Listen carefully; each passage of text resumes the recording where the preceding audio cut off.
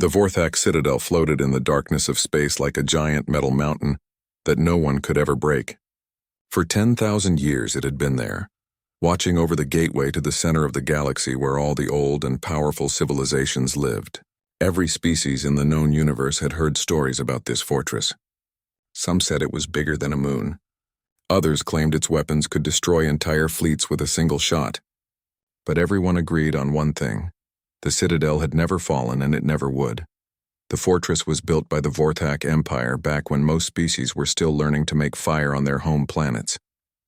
The Vorthak were proud warriors who believed that strength came from building walls that could never be broken, and weapons that could never be stopped. They took resources from hundreds of star systems and spent centuries building the citadel.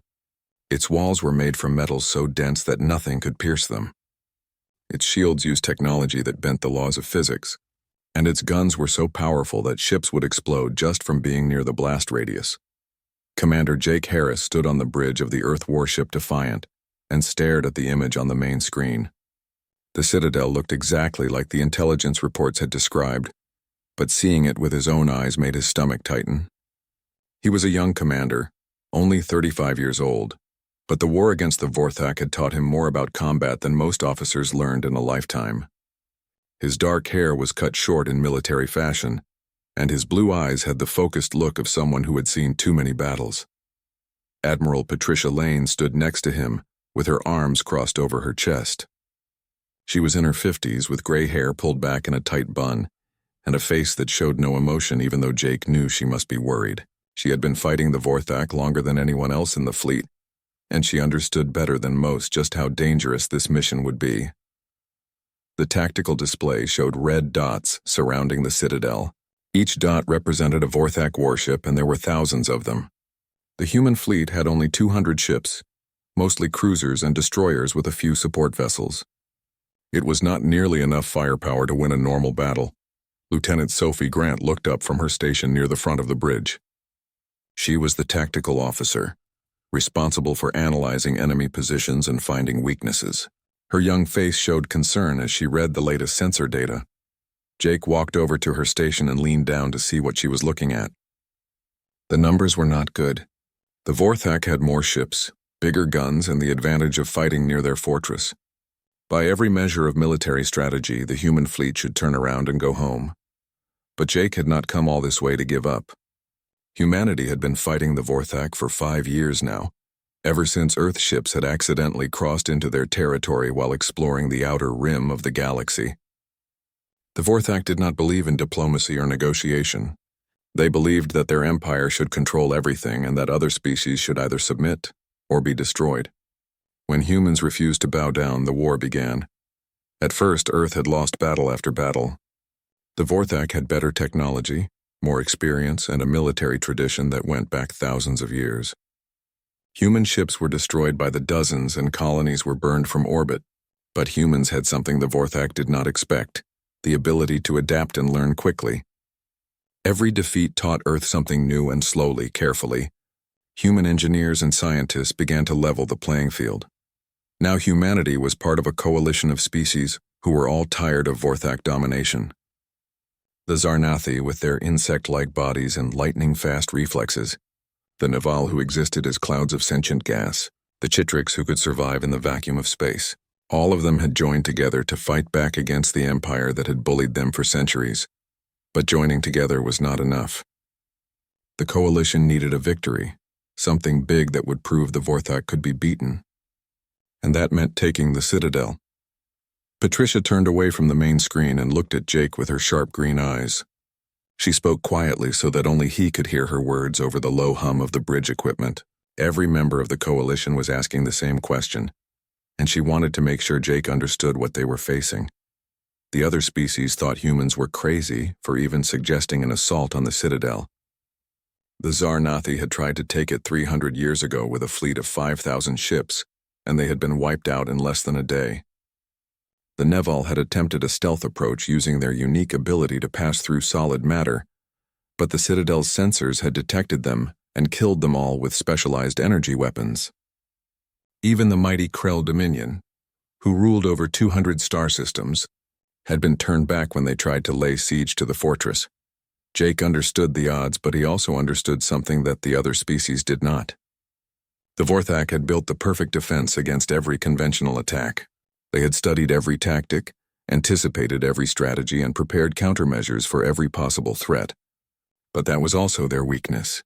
They had become so focused on defending against known tactics that they could not imagine someone trying something completely different. Sophie looked up from her console again, and this time, her expression showed confusion mixed with curiosity. She had been running simulations for the past week, trying to find any weakness in the Citadel's defenses.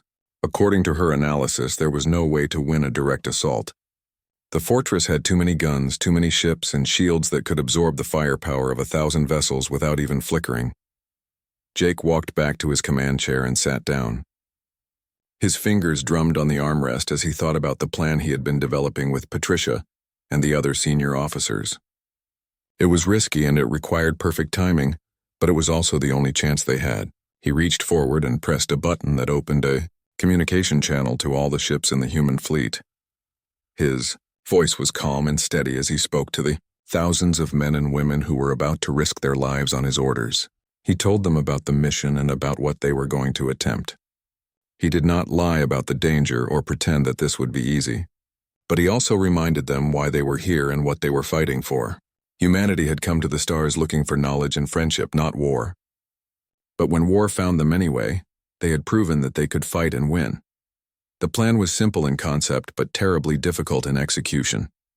They were not going to attack the Citadel head-on like every other species had tried. Instead, they were going to do something that the Vorthak would never expect because it seemed impossible. They were going to sneak inside the fortress and destroy it from within.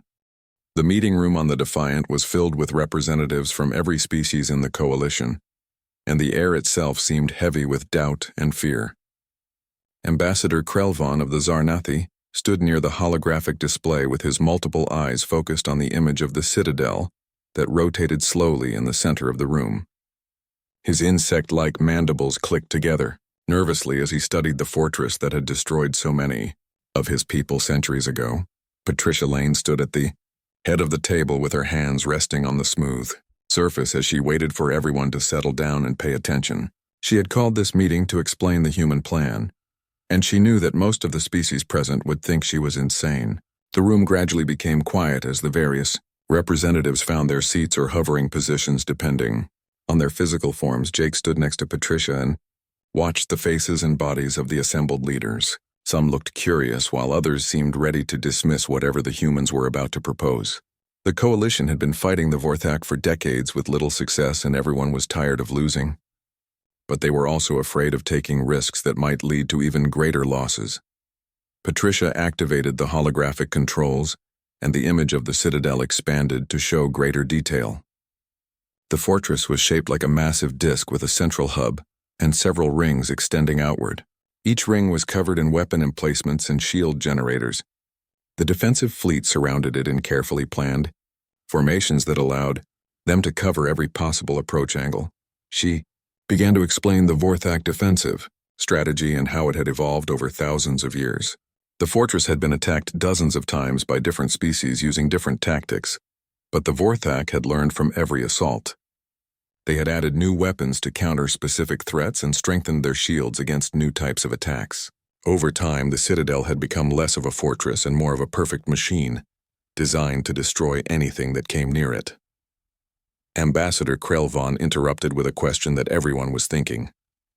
His translator device converted his clicking sounds into words that all the species could understand. He asked what the humans thought they could do, that all the other species had failed to accomplish. His tone was not hostile, but it carried the weight of experience and loss. Jake stepped forward and manipulated the holographic display to zoom in on a specific section of the Citadel. His finger traced a line that went from the outer edge of the fortress through several layers of structure to the central core.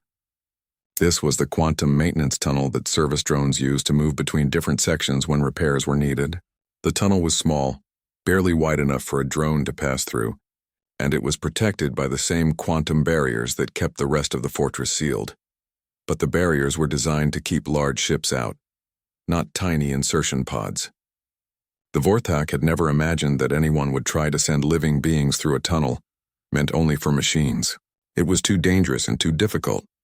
The quantum barriers would tear apart anything that was not properly shielded, and the tunnel itself twisted through space in ways that made navigation almost impossible.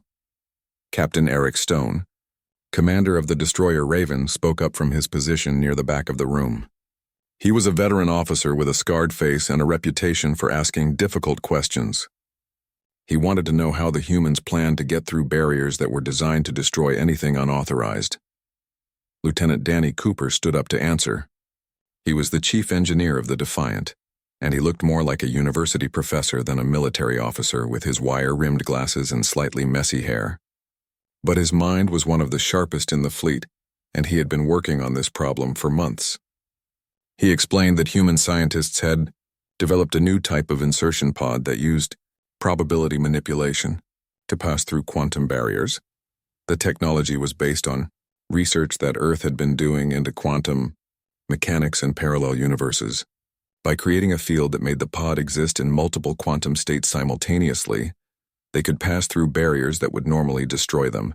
It was dangerous and untested on this scale, but the simulation showed it could work.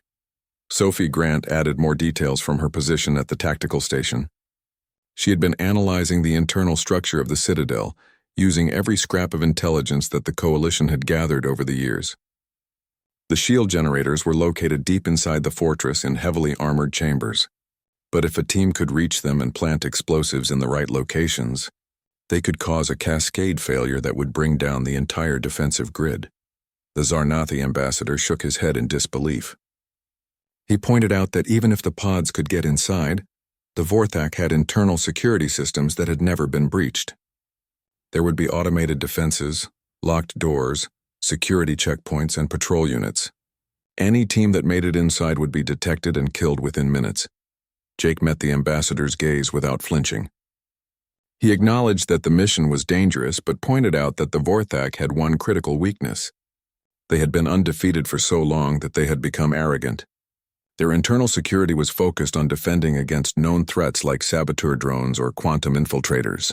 They had no protocols for dealing with human soldiers, using human tactics because they had never encountered anything like humanity before. Patricia took over the briefing and began to outline the full scope of the operation. The human fleet would approach the Citadel as if preparing for a conventional assault. This would draw the attention of the Vorthak defensive fleet and keep them focused on the external threat.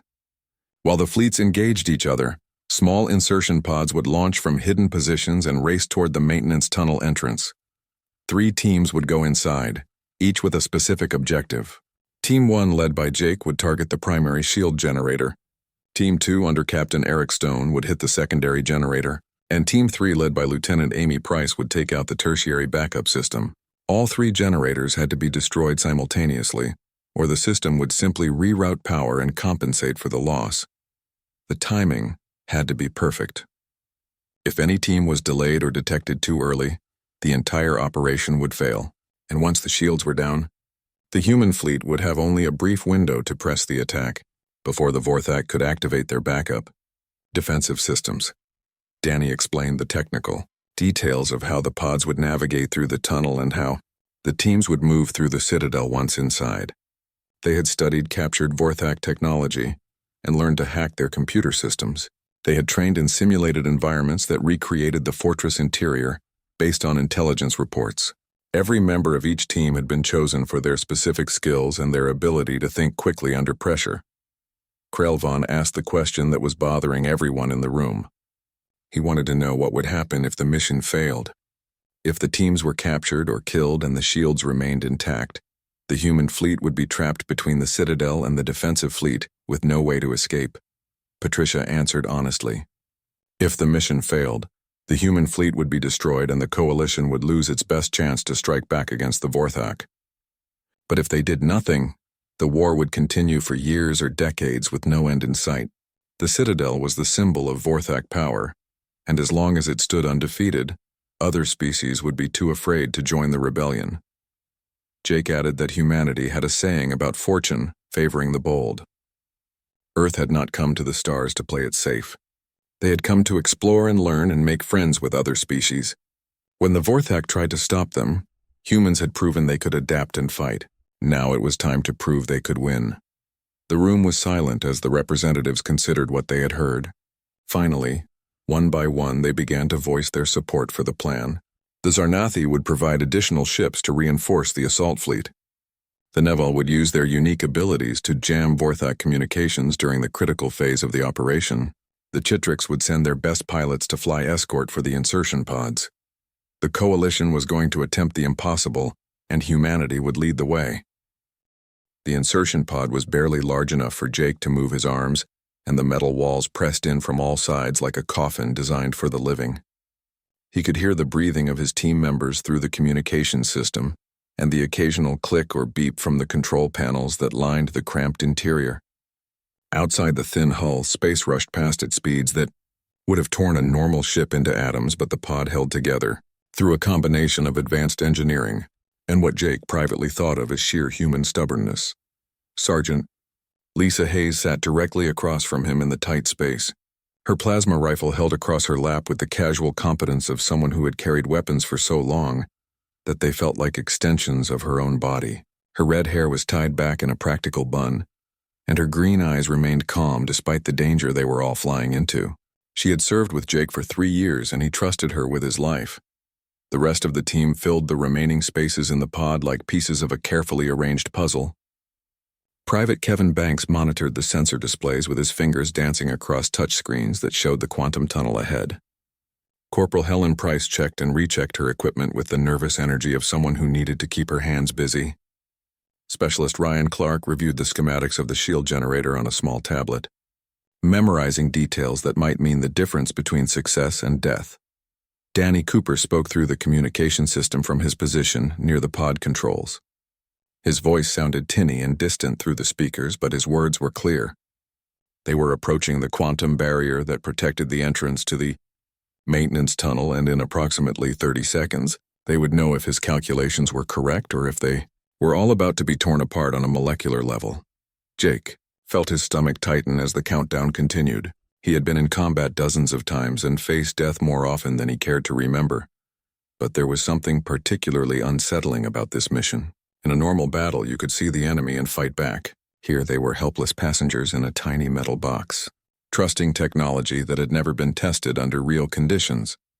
The pod shuddered, and Jake felt reality twist around him in a way that his brain could not properly process. Colors that should not exist flashed across his vision, and for a brief moment he could have sworn he was in 2 places at once. Then the sensation passed and they were through the barrier, racing down the maintenance tunnel with walls of energy flowing past like a river of light. Kevin reported that they had successfully penetrated the quantum barrier and that the pod was functioning within normal parameters. His voice carried a note of relief that Jake suspected they all felt. The first and perhaps most dangerous part of the journey was complete. Now they just had to navigate 300 kilometers of twisted tunnel, avoid Vorthak detection systems, and reach their target before anyone realized they were there. The tunnel walls seemed to pulse with strange energy as the pod raced through the heart of the citadel. Jake watched the sensors and tried not to think about the massive fortress surrounding them on all sides. They were inside the most heavily defended structure in the galaxy, a place that no enemy had ever reached before. If something went wrong now, there would be no rescue and no escape. Lisa spoke quietly to the rest of the team, reminding them of their training and their objectives. Once they reached the deployment point, they would have only minutes to get clear of the pod and reach cover before Vorthak security systems detected their presence. Speed and efficiency would be more important than caution because once the alarm went up, they would be in a race against time. The countdown timer on Jake's wrist display showed 2 minutes remaining. He took a deep breath and focused his mind on the mission ahead. They had practiced the insertion dozens of times in simulations, but everyone knew that reality would be different. The Vorthak might have defenses that intelligence had not discovered. The layout of the fortress might be different from what the map showed. 1,000 things could go wrong, and there would be no time to come up with new plans. 30 seconds. Jake's hand moved to the release on his harness, ready to move the instant the pod came to a stop. Around him, the rest of the team made similar preparations. Equipment was checked one final time, weapons were powered up, and everyone took their positions for immediate deployment. The pod erupted from the tunnel into a massive hangar bay that stretched away in all directions like an underground city. The deployment sequence activated automatically, and the sides of the pod blew away with shaped charges that made a loud bang in the enclosed space. Jake was moving before the sound faded, his boots hitting the deck as he brought his rifle up to scan for threats. The hangar was enormous beyond anything he had expected. Rows of Vorthak fighters hung from ceiling racks like sleeping predators. Cargo containers the size of buildings were stacked in neat lines. Automated systems moved through the space on tracks built into the floor, carrying supplies and equipment to destinations unknown. But there were no guards and no sign that anyone had detected their arrival. The rest of the team deployed around him with practiced efficiency. Lisa took up a defensive position covering the main entrance while Kevin pulled out his portable scanner and began searching for the route to their objective. Helen and Ryan spread out to check the immediate area, making sure no hidden sensors or cameras had spotted them. Danny's voice came through the communication system from his position on the Defiant, monitoring their progress from orbit. He reminded them that they had approximately 8 minutes before the Vorthak security systems completed their next full scan of the hangar area. After that, the automated systems would detect the destroyed insertion pod and trigger an alarm. Jake consulted the map display on his wrist and identified the corridor that would take them deeper into the fortress. The shield generator was 3 kilometers away through a maze of passages and chambers. They would have to move fast but also carefully, avoiding the main corridors where they might encounter Vorthak. Personnel. The team moved out in standard tactical formation with Lisa and 2 other Marines taking point while Kevin stayed close to Jake to provide navigation support. They entered the service corridor and immediately found themselves in a different world. The hangar had been vast and open, but the interior passages were tight and cramped, clearly designed for Vorthak physiology rather than human comfort. They encountered their first automated defense system 200 meters into the fortress. A security drone dropped from a ceiling hatch and its sensors swept across the corridor, searching for intruders. Lisa reacted instantly, her plasma rifle spitting a burst of energy that caught the drone before it could raise an alarm. The machine sparked and fell to the floor in a smoking heap. But the gunfire had made noise, and Jake knew that other systems might have detected it. He ordered the team to increase their pace, moving quickly through the passages while Kevin worked to hack into the Citadel's computer network. If they could access the security system, they might be able to create false readings that would confuse the automated defenses. They passed through chambers filled with machinery that hummed with power and corridors lined with conduits carrying energy to different parts of the fortress. The Citadel was like a living organism with systems and subsystems all working together to maintain its defensive capabilities. And somewhere in the heart of this mechanical beast was the shield generator that kept the entire structure safe from external attack. More security drones appeared as they went deeper, and the team was forced to fight their way through with short-controlled bursts of weapons fire. Each engagement risked detection, but there was no way around the automated defenses. Jake began to worry that they would trigger a general alarm before reaching their objective. Then Kevin managed to break through the first layer of security protocols, and suddenly they had access to the fortress computer network. It was limited access, nothing like full control, but it was enough to see where the security patrols were located and to create small glitches in the sensor coverage. The Vorthak systems were sophisticated, but they had been designed to defend against external hacking attempts, not someone who was already inside the network. The team reached a massive vault door that blocked their path forward. According to the schematics, the shield generator was on the other side, but the door was sealed with quantum locks that cycled through billions of combinations every second. It would take hours to break through using normal methods, and they did not have hours. Kevin approached the door with his specialized equipment, while the rest of the team set up a defensive perimeter. Jake watched the corridor behind them and listened to the sounds of the fortress around them. Somewhere in the distance, alarms were starting to sound. The Vorthak had finally realized that something was wrong. The device that Kevin attached to the quantum lock looked like an oversized briefcase made of metal and glass, with cables that connected to points around the doorframe. Inside the transparent sections, Jake could see components that glowed with soft blue light as they activated and began their work. The technology was based on probability manipulation, the same science that had allowed their insertion pod to pass through the quantum barrier. Kevin's fingers moved across the control panel as he adjusted settings and monitored the feedback from the lock mechanism. Sweat formed on his forehead despite the cool temperature in the corridor, because he knew that everyone's life depended on him getting this right. The quantum lock was cycling through combinations faster than any computer could calculate, but his device was not trying to guess the combination. Instead, it created a field that made every possible combination simultaneously, correct and incorrect until the lock had no choice but to open. Jake kept watch on the corridor, while the rest of the team maintained their defensive positions. The alarms were getting louder now, and he could hear the distant sound of boots on metal as Vorthak security forces began to respond. They had maybe 2 minutes before enemy soldiers reached their position, and the fighting would begin in earnest. The quantum lock suddenly made a sound like breaking glass, and the massive vault door began to swing open. Kevin grabbed his equipment and stumbled back as the door revealed the chamber beyond. The shield generator room was enormous, easily the size of a sports stadium and filled with machinery that towered overhead like metal giants. Energy crackled between massive capacitors, and holographic displays showed the status of defensive systems throughout the entire citadel. Danny's voice came through the communication system with barely contained excitement. He had never seen Vorthak technology on this scale before, and even through the dangerous situation, his engineer's mind appreciated the elegance of the design. The Vorthak had built something truly remarkable here, a shield system that could absorb the combined firepower of entire fleets without failing. But Jake was not interested in admiring the enemy's work. He ordered the team to spread out and begin placing the explosive charges on the power couplings that fed energy to the generators.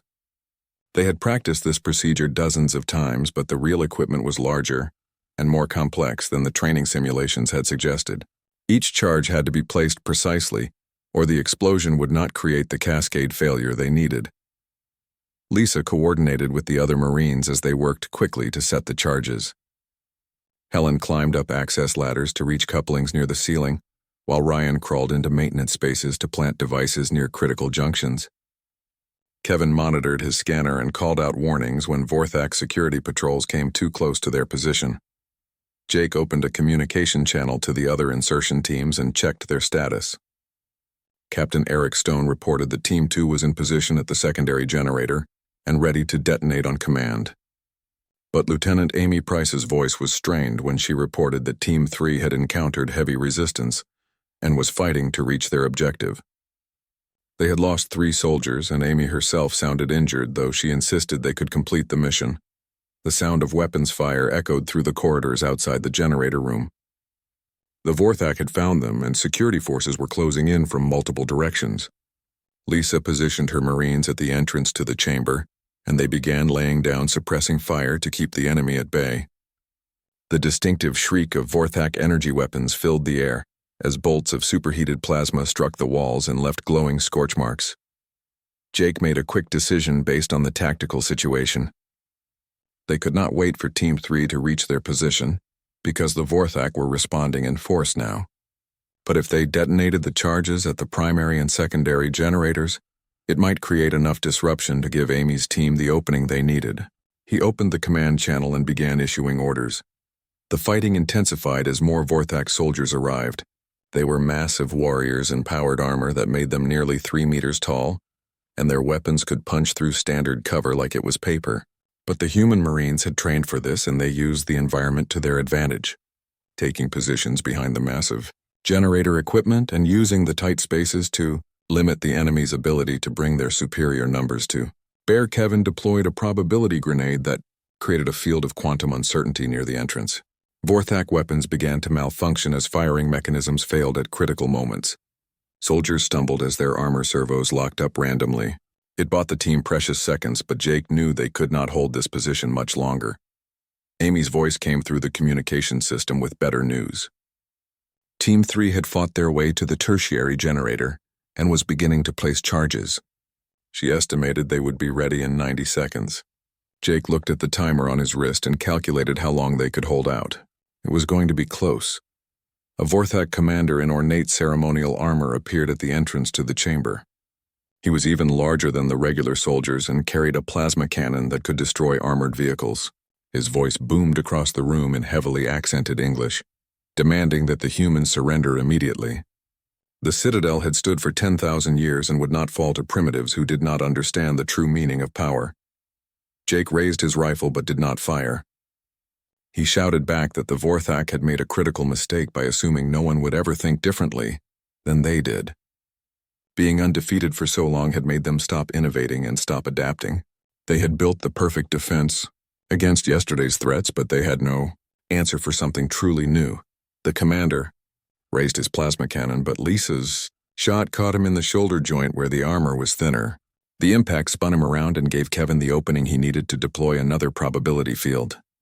The commander's weapon exploded in his hands as multiple systems failed simultaneously. Danny, monitoring from the Defiant, activated a gravity manipulation pulse that slammed the massive warrior into the wall with enough force to crack his armor. The Vorthak commander collapsed unconscious, and his soldiers hesitated for just a moment. Jake used that moment to check on Amy's status. Team 3 reported all charges were placed and ready for detonation. All 3 teams were in position, and the moment of truth had arrived.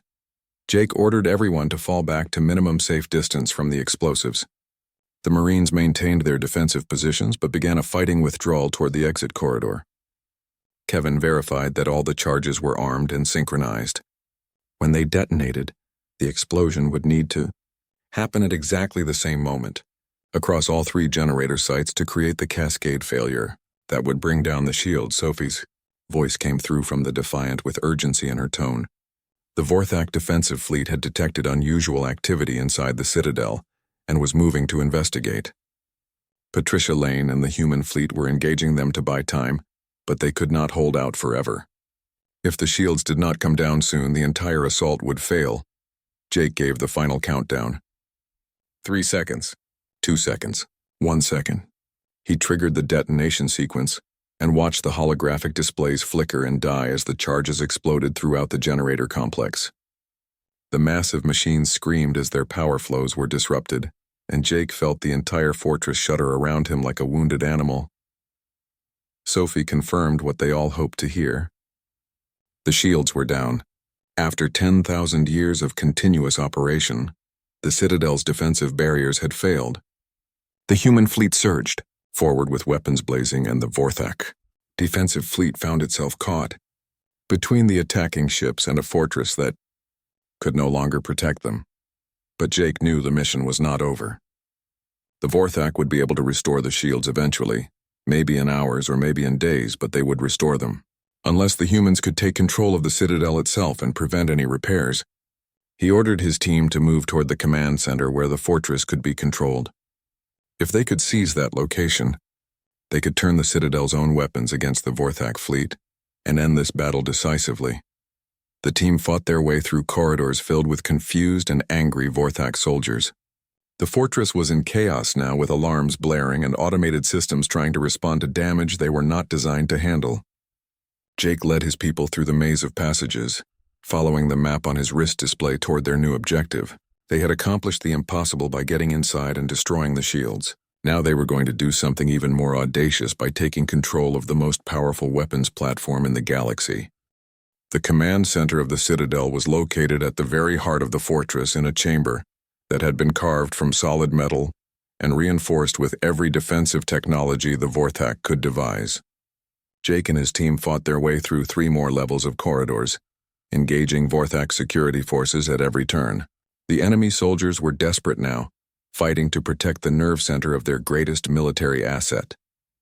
Lisa's Marines held the rear position as the team advanced, their plasma rifles laying down precise bursts of covering fire that kept pursuing Vorthak forces at bay. Helen had taken a glancing hit to her shoulder, but she refused medical attention and continued fighting with grim determination. Ryan's ammunition was running low, and he had switched to using captured Vorthak weapons that he barely knew how to operate. The corridor ahead opened into a final defensive junction where a massive Vorthak commander waited in full ceremonial battle armor.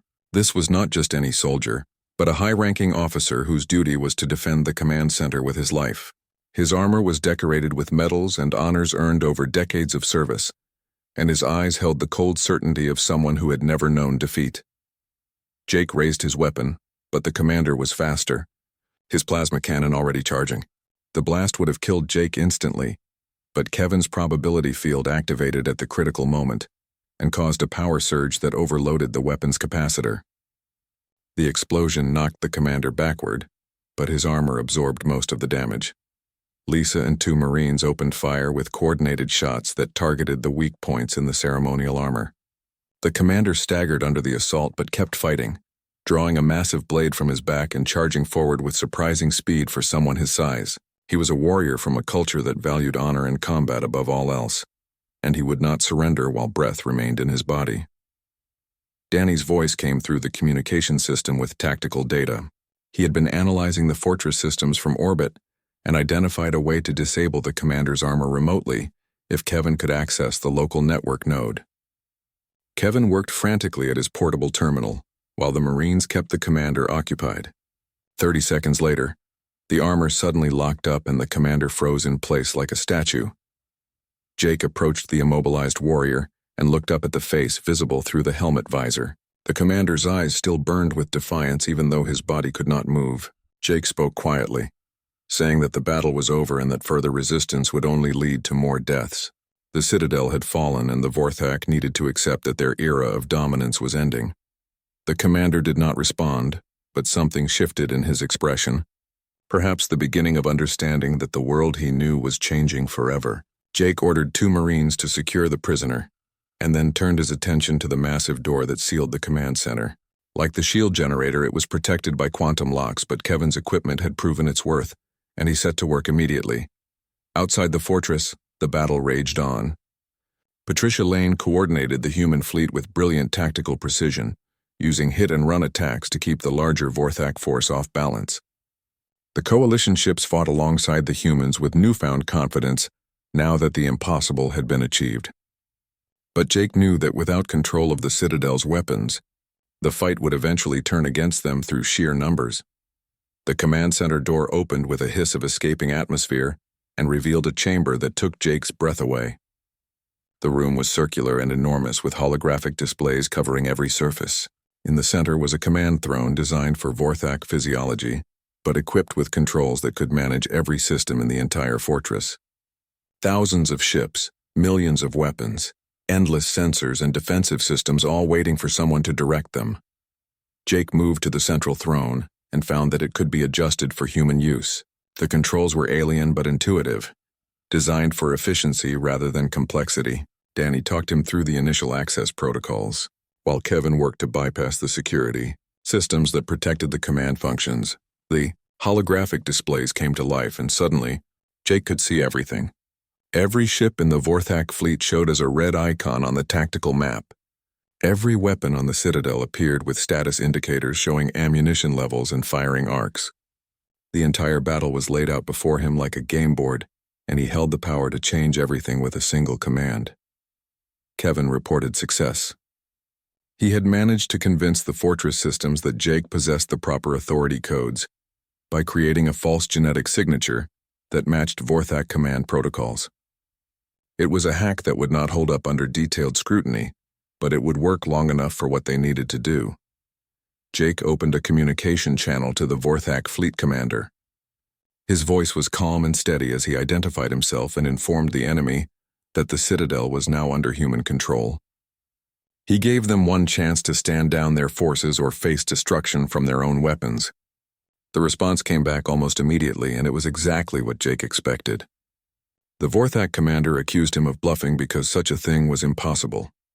Jake selected a Vorthak battleship on the tactical display, one of the largest vessels in their fleet.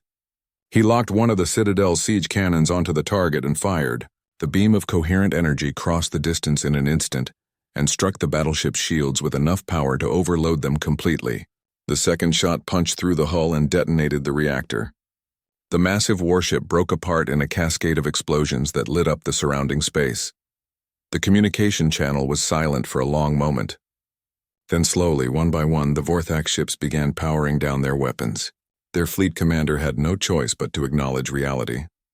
The fortress that had protected his people for 10,000 years now threatened to destroy them, and there was nothing he could do to stop it. Patricia's voice came through with barely restrained relief. The Vorthak fleet was surrendering and the battle was over. Humanity and the Coalition had achieved what every military analyst had said was impossible. They had taken the galaxy's mightiest fortress and forced an empire to its knees.